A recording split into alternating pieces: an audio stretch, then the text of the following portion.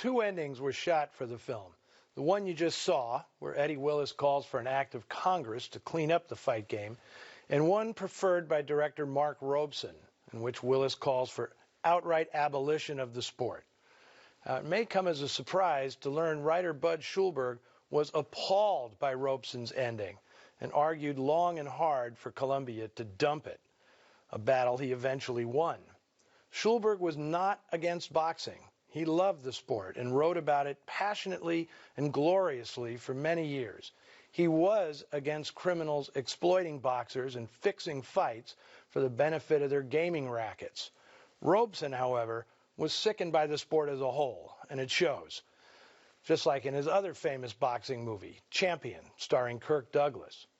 Schulberg complained that Robeson directed this film with hate, not compassion, and their philosophical argument led to the end of a friendship they'd shared for many years.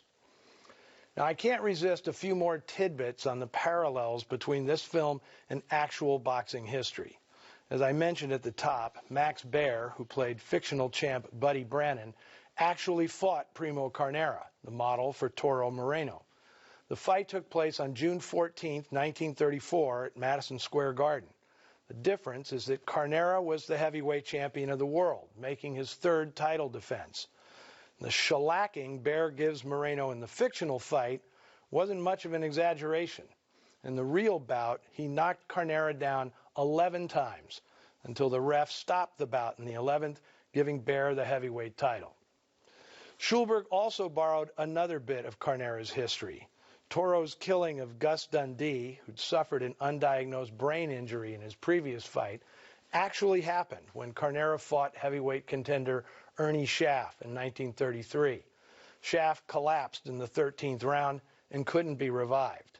And many sports writers believed his death was actually the result of damage suffered in his previous fight against Max Baer. Now, an unusual bit of casting in the film is Jan Sterling as Beth Willis, Eddie's wife. Sterling didn't play normal, decent women too often. In film noir, her specialty was cynical, sass-mouthed sexpots, which she played to a fairly well in pictures like Caged, Mystery Street, Appointment with Danger, and most famously, Billy Wilder's Ace in the Hole. It must have been refreshing for Jan to not be a floozy for a change. Now, another interesting angle on The Harder They Fall is the matchup between acting styles. Old school Hollywood, represented by Bogart's low-key, less is more approach, and the new method school, represented in full fiery fashion by Actors Studio alumnus Rod Steiger. Bogart was often bemused during production by Steiger's prolonged preparation and his almost volcanic intensity in scenes. He joked that Steiger's brash style was stealing the picture out from under him, and he'd sometimes invite cronies to the set to watch Steiger internalize. Now, for his part, Steiger greatly admired Bogart and was impressed by the tremendous authority he displayed, even when doing very little on screen. Listen to me, Willis, you got your sights all screwed up. The fight game today is like show business. There's no real fighters anymore. They're all actors. The best showman becomes the champ. Now, you wouldn't hesitate to publicize an actor, would you? You argue pretty good, and I like the money, but what happens to a clumsy kid like Toro when he has to fight a guy you can't fix? You don't think I'm going to let my investment get hurt, do you? Tell him, Leo. No one gets hurt. Okay, now.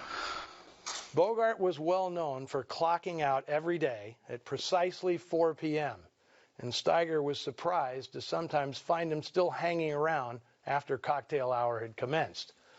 Bogart explained that he needed to reshoot some close-ups because the director felt his eyes were too tired and teary. And Steiger realized later this was a symptom of the esophageal cancer that would soon kill Bogart. Just making this picture was an act of bravery and endurance on Bogart's part. He died the following year at only 57.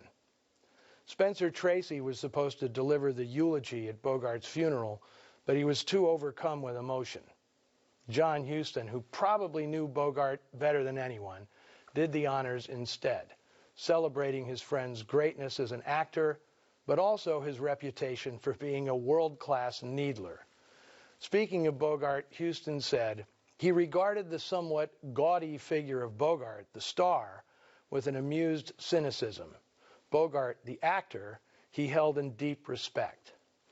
In each of the fountains at Versailles, there is a pike which keeps all the carp active. Otherwise, they'd grow over fat and die.